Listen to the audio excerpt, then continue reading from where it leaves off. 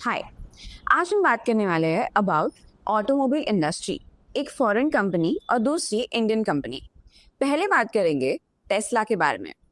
Tesla कल India में अपना पहला शोरूम ओपन करने जा रहा है in BKC Mumbai. And there is also some interesting story about the new AI introduced by X. And जो दूसरी स्टोरी है वो है ओला के बारे में। ऑल्दो उन्होंने Q1 ऑफ FY26 में लॉस बुक किया है, लेकिन फिर भी आज का उसका share price is up bye 17%। ऐसे क्यों? अब दोनों स्टोरीज को इन डिटेल समझते हैं। Hi, this is Suhani and let's begin.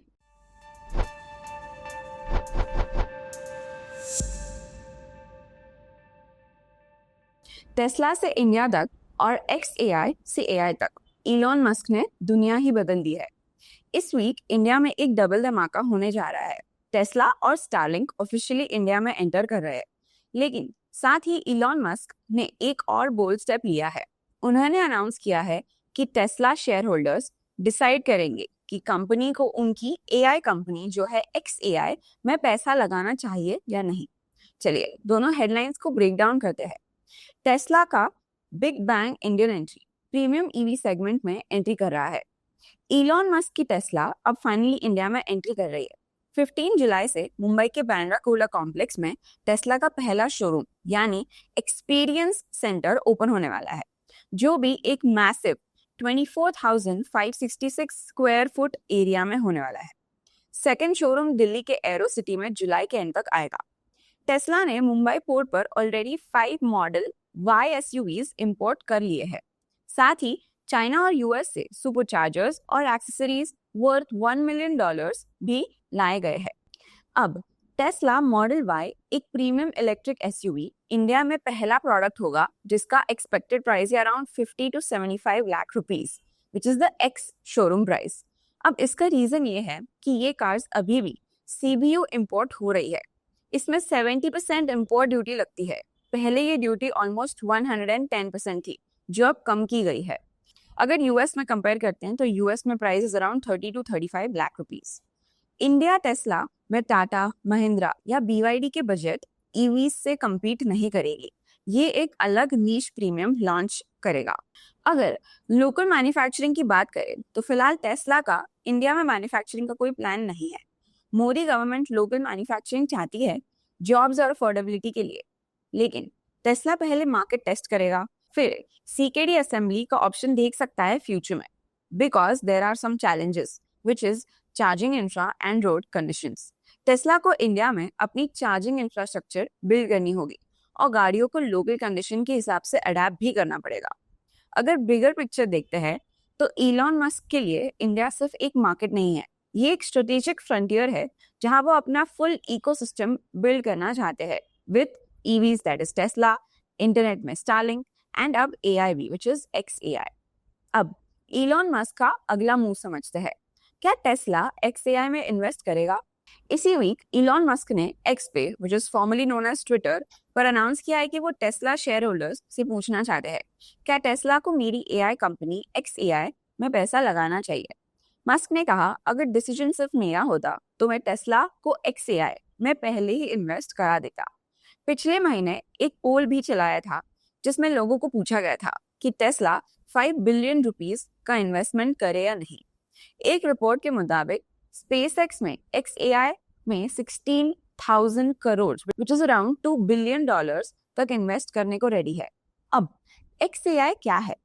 Musk ने XAI बनाया 2023 में as a rival to ChatGPT और Grok AI भी बनाया, जो एक चैटबॉट है जो अब Grok 4 तक आ चुका है। लेकिन XAI का X के साथ मर्जर हो चुका है, जो Grok कंटेंट X के प्लेटफॉर्म पर भी दिखेगा।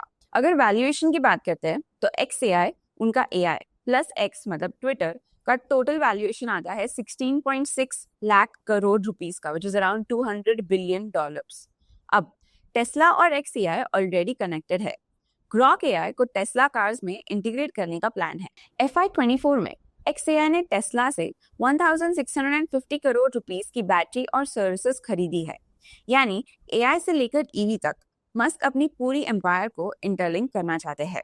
अब ये सिर्फ मर्जर नहीं है, इन्वेस्टमेंट है। मस्क ने साफ बोला है कि मैं टेस्ला और XAI का मर्जर सपोर्ट नहीं करता। ये एक फाइनेंशियल पार्टनरशिप होगी और मर्जर नहीं। अब to conclude, all in all, Elon Musk की दो बड़ी कंपनीज टेस्ला और XAI अब इंडिया में अपना एक लॉन्ग टर्म गेम प्लान कर सकती है। एक तरफ प्रीमियम ईवीज से टेस्ला का इंडिया लॉन्च और दूसरी तरफ AI से XAI का ग्लोबल एक्सपेंशन। दोनों मस्क के ग्लोबल टेक इकोसिस्टम के इंपॉर्टेंट पिलर्स बनने वाले हैं। अगले कुछ महीने ये तय करेगा क्या इंडियन यूजर्स टेस्ला के हाई एंड ईवीज को एक्सेप्ट करती है, क्या टेस्ला XAI में ऑफिशियली पैसा लगाता है, और क्या इंडिया बनेगा अगले EV plus AI super power with Musk's vision. और आज की दूसरी न्यूज, ओला इलेक्ट्रिक क्वार्टर 1 में 428 करोड़ का नुकसान हुआ है, फिर भी स्टॉक 17% से ऊपर क्यों गया। हाल ही में ओला इलेक्ट्रिक ने अपने Q1 FY26 के फाइनेंशियल रिजल्ट्स डिक्लेयर किए हैं। कंपनी ने 428 करोड़ रुपीस का लॉस पोस्ट किया, लेकिन उसके बाद भी शेयर प्राइस 17% से बढ़ गया है। ऐसे क्यों? चलिए इस फुल स्टोरी को स्टेप बाय स्टेप समझते हैं। पहले तो नंबर्स क्या है। ओला इलेक्ट्रिक का नेट लॉस है 428 करोड़ का। Revenue from operations is 1243 crore, जो पिछले साल 8500 करोड़ था, तो उसके मुकाबले 50% ज्यादा हमने रिपोर्ट किया है। कंपनी का एबिटा मार्जिन -44% से इंप्रूव होकर -20% पर आ गया है। यानी लॉसेस अभी भी है, लेकिन परफॉर्मेंस में विजिबल इंप्रूवमेंट दिख रहा है। फिर शेयर प्राइस ऊपर क्यों गया? पहला, स्ट्रॉन्ग रेवेन्यू ग्रोथ। कंपनी ने Q1 में 1243 करोड़ कमाए, जो पिछले साल के 800 करोड़ के मुकाबले 54% ग्रोथ है। इन्वेस्टर्स ने इस ग्रोथ को पॉजिटिव सिग्नल की तरह लिया। दूसरा, अगर देखते हैं तो लॉसेस कम हो रहे हैं। एबिटा लेवल पर कंपनी ने पिछले साल से काफी बेहतर परफॉर्मेंस दिया है। ऑपरेटिंग लॉसेस कम हो रहे हैं, जो दिखाता है कि कंपनी कॉस्ट कटिंग और एफिशिएंसी पे काम कर रही है। थर्ड, मार्केट शेयर लीडर है ओला। ओला इलेक्ट्रिक ने क्लेम किया है कि वो इंडिया के 2 व्हीलर्स EV सेगमेंट में 35% प्लस मार्केट शेयर के साथ नंबर 1 प्लेयर है। Q1 में उन्होंने 71,000 से ज्यादा स्कूटर्स बेचे भी है। अगर अगला पॉइंट देखें तो IPO का प्रेशर भी है और परफॉर्मेंस का प्रूफ भी है।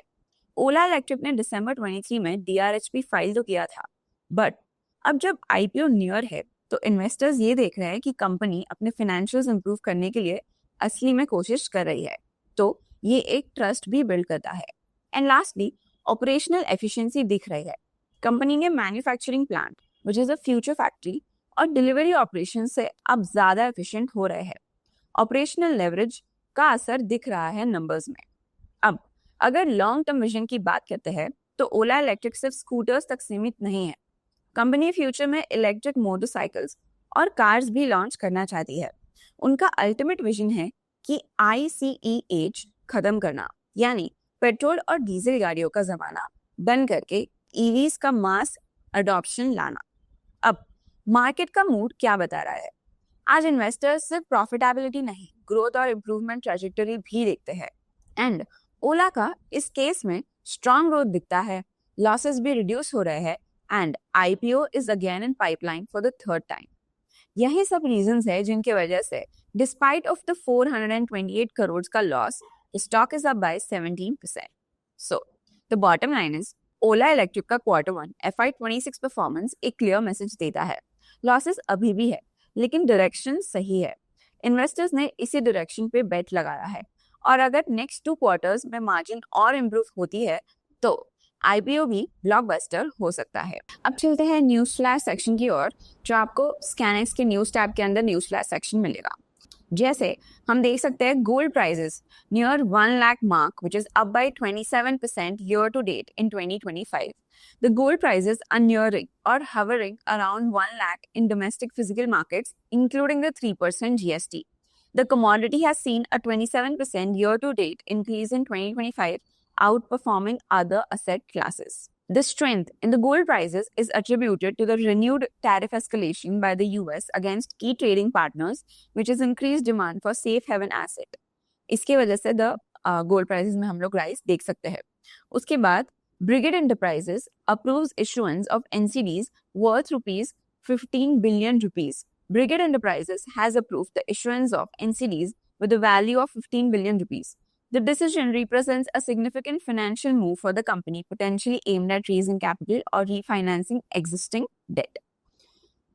तो ऐसे ही क्विक न्यूज के लिए आप भी हमारे स्कैनिक्स को और एक्सप्लोर कर सकते हो। अब चलते हैं इनसाइट्स टैब पे और देखते हैं आज का heat map where we see the top gainers and losers. तो आज का सबसे बड़ा गेनर है Eternal which is up by 2.75%।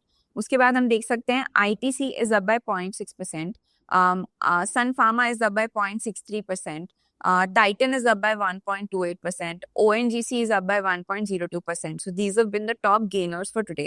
Top losers की बात करें तो आज Bajaj Finance is down by 1.57%, Infosys is down by 1.5%, Asian Paints is down by 1.5%, Tech Mahindra is down by 1.6%, Jio Financial Services is down by 2.06%, Wipro is down by 1.57%. So हम देख सकते हैं कि IT इंडस्ट्री मतलब Nifty IT भी आज काफी नीचे है।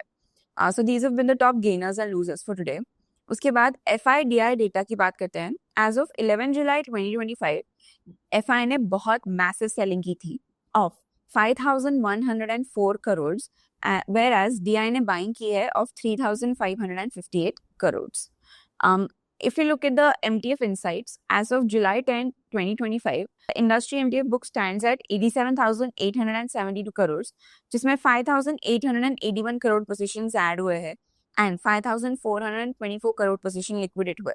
तो net book addition is of 547 crore, जिसमें सबसे ज्यादा एक्सपोज स्टॉक है Tata Motors, Hindustan Aeronautics, JFS and Mazagon dock ship builders. अगर टॉप डिलीवरीज की बात करते हैं तो आज की टॉप 5 डिलीवरीज है Bharti Airtel, NTPC, ICICI Bank, HDFC Bank and Eicher Motors, which range from 84% to 79%.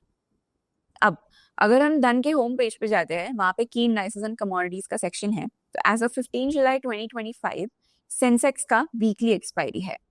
अब चलते हैं धन चार्ट्स पे एनालाइज करते हैं निफ्टी 50 फॉर टुडे। हम देख सकते हैं कि आज भी एक रेड कैंडल बनी है, जो फ्राइडे का क्लोजिंग था उसके नीचे ही ये कैंडल बंद हुई है। हम देख सकते हैं कि आज निफ्टी ने 67 पॉइंट्स इन द रेड बंद हुआ है। हम देख सकते हैं Nifty open around 25,150, made a high of 25,151, मतलब 1 पॉइंट से ऊपर गया सिर्फ, and made a low of 25,000 and closed around 25,082। हम देख सकते हैं कि ये फिर से बहुत ज्यादा अनसर्टेनिटी है यूएस के अराउंड। FI ने काफी सेलिंग की फ्राइडे को, और ग्लोबल जो ट्रेड टैक्सेस चल रहे हैं उसमें भी काफ़ी हमें अप एंड डाउन दिखाई दे रहा है। उसकी वजह से ही हम लोग ये रेंज बाउंड काफ़ी हो चुका है निफ्टी। हम देख सकते हैं कि अगर निफ्टी 25,000 का जो सपोर्ट है उसे अगर ब्रेक करता है तो हम एक बेरिशनेस देख सकेंगे फिर से, बट अभी के लिए हम बोल सकते हैं कि इफ काफ़ी साइडवेज है Nifty, but it is again जो फ्राइडे का क्लोजिंग था जो 20 EMA के नीचे था वो अभी भी 20 EMA के नीचे ही है, लेकिन 50 EMA के ऊपर है और उसका RSI गिर के हो चुका है 46। अगर सेंसेक्स की बात करते हैं तो सेंसेक्स भी आज 250 पॉइंट्स नीचे बंद हुआ है। Sensex open around 82,537, made a high of 82,000, मतलब जो उसका ओपन था वही उसका हाई है। It made a low of 82,010 and closed around 82,253। वो भी उसके 20 EMA के नीचे है लेकिन 50 EMA के ऊपर है एंड उसका RSI भी गिर के हो चुका है 46।